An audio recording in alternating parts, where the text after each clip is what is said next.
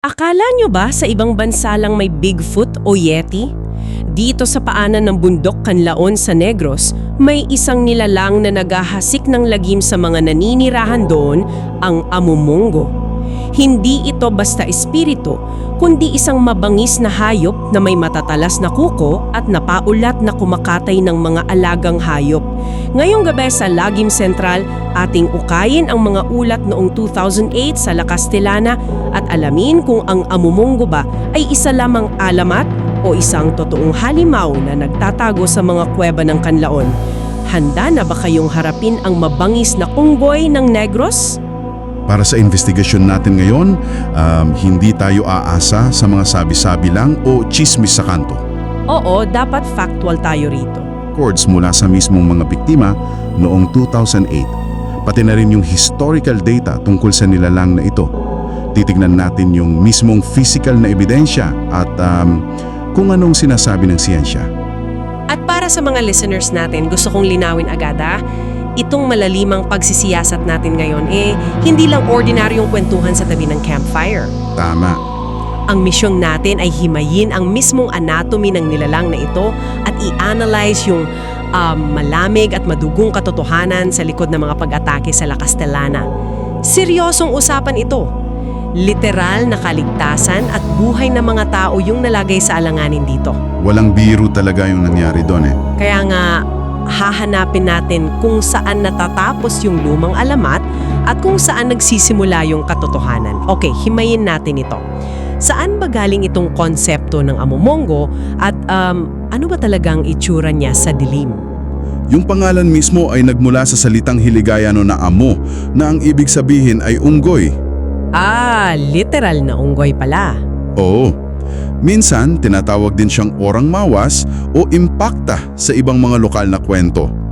Sa ilang mga texts, isinasalin pa nga itong gorilla, kahit na alam nating wala namang katutubong gorilla sa rehiyon natin. Wala naman talaga tayo niyan dito sa Pilipinas Kaya nga. Pero kapag binasa mo yung mga direktang salaysay ng mga nakasaksi, hindi ito simpleng unggoy lang. Dinedescribe nila ito bilang isang mabalahibong, puting unggoy.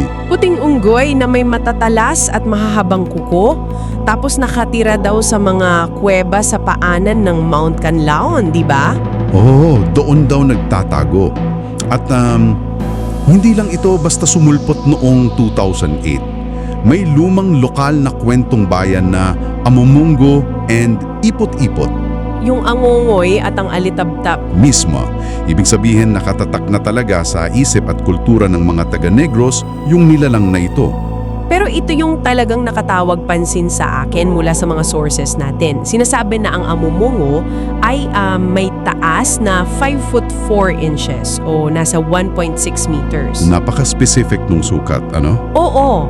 At isipin nyo, ang 5 foot 4 ay karaniwang taas lamang ng isang Pilipino. Hindi ito dambuhala tulad ng mga nasa pelikula na kasing laki ng puno o bahay. Kahit mo lang ito. So kapag nakaharap mo siya, eye level kayo. Exactly. Kaya nitong tumitig nung diretso sa mata mo. Para sa akin, mas nakakapangilabot yun Kasi para ka lang nakikipagbuno sa isang taong armado ng matatalas na kuko. Ang pinakakawili-wili rito ay yung paniniwala mismo ng mga lokal. Para sa kanila, hindi ito aswang, hindi ito mangkukulam o espiritu. So, hindi siya paranormal? Hindi. Naniniwala silang isa itong mabangis na hayop, isang pambihirang biological threat na bahagi ng pisikal na mundo natin. Gawa sa laman at dugo, nagugutom at nangangaso. Wow. Kapag biological threat kasi, ibig sabihin, kailangan mo talaga siyang labanan physically para makaligtas. At mula sa anatomy at mga lumang kwento, lulukso tayo ngayon sa modernong panahon kung saan naging madugong katotohanan yung alamat. Diyan napapasok yung insidente sa La Castellana noong 2008. Nangyari ito mula June 9 hanggang June 10. Gabi hanggang madaling araw yun, di ba? Inatake umano ng amumongo sina Elias Galvez at Salvador Aguilar. Wait, 2 tao agad yung inatake? Dalawa sila at hindi lang tao Bukod sa kanila, pinagpatay at nilaslas ang mga tiyan ng maraming kambing at manok sa paligid. Grabe. Para kaninin. Oo, pero para lang kanino ng mga laman loob nila. Dito na magiging sobrang interesante ang usapan. Bakit tanging mga laman loob lamang ng kambing at manok ang kinain? Isa ba itong karaniwang gawain ng mga kilalang predator sa atin? Hindi eh. Usually kasi kinakain din yung karne. Kaya nga, bakit may kakaibang pandarambong yung hayop na ito na focus lang sa entrails? At pansinin nyo yung mga kalmot ni na Galvez at Aguilar, mukha, likod at tiyan. Oo, yun yung nasa reports. Ibig sabihin, nagkaroon ng close quarter combat. Nagyayakapan na sila sa laban, kumbaga, yung hayop nasa ibabaw nila para makalmot yung tiyan at mukha eh. Kung ikukonekta natin ito sa mas malaking larawan, yung medical records ang nag-aangat sa kasong ito mula sa isang simpleng usap-usapan. Meron tayong tinatawag na paper trail dito. Hindi na lang ito basta kwentong nagkaguluhan sa gabi. Mismo, may physical na ebidensya, may naiiwang sugat, may naganap na labanan na kinailangang gamutin ng mga doktor at nurses. Kaya hindi na pwedeng i-deny na may nangyari talaga. Ngayon, napag-usapan na natin yung physical na ebidensya. Titingnan naman natin kung paano ipinaliwanag o binaliwala ng siyensya ang ganitong klaseng ebidensya. Diyan nagkakaroon ng malaking tensyon eh. Inihahalin tulad kasi ng maraming eksperto ang amumunggo sa ibang ape-like cryptid sa buong mundo, tulad nga ng Bigfoot. So paano nila ipinapaliwanag yung mga sugat at yung patay na mga kambing? Pinapanindigan ng community ng mga siyentipiko na ito ay pinaghalong alamat at mistaken identity. Mistaken identity. Kaya ano ang ibig sabihin nito lahat? Kung iigiit ng siyensya na mistaken identity ito, anong hayop sa Pilipinas ang pwedeng mapagkamalang 5'4" na puting unggoy na pumapunit ng tiyan ng kambing?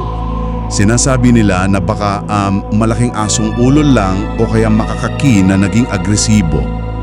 Pero wait lang, yung mga makak natin dito, matatangkad na ba sila hanggang tuhod? Maliliit lang sila talaga. Diba? At saka dark ang balahibo nila. Hindi ito tugma sa itsura ng amumunggo. Tapos kayang kalmutin ng ganung kalalim ang mukha at yan ng mga matatanda. Hindi fit yung profile eh. Nagbubukas ito ng isang mahalagang tanong. May makiting banggaan talaga sa pagiban ng kaalaman ng mga lokal at ng siyensya na nakabase lang sa kung ano ang nakumpirma sa labas. Kasi ang mga lokal, araw-araw nilang nakakasalumuha yung kalikasan. Alam nilang itsura ng aso o ng karaniwang unggoy. Oo nga, isa itong magandang halimbawa ng cryptid phenomena. Magkasalungat yung pananaw ng dalawang panig, pero yung takot ng komunidad ay totoo at nararamdaman. Hindi mo pwedeng sabihin sa mga biktima na nag-hallucinate lang sila habang tinatahi yung mga sugat nila. Eksakto. Kaya bago tayo magtapos, gusto kong mag-iwan ng palisipan sa lahat ng nakikinig.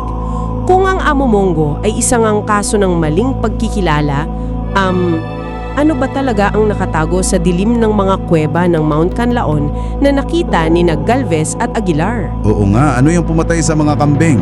Diba? Kung may kakayahan itong manlaslas ng mga alagang hayop at manakit ng tao, may iba pa bang mga sinaunan nila lang sa ating mga liblib na kabundukan ang naghihintay lang na mabulabog? Marami pa tayong hindi alam sa mga gubat natin eh. Alamat man o totoong hayop, ang amumunggo ay nananatiling isa sa pinakamisteryosong cryptid sa ating bansa.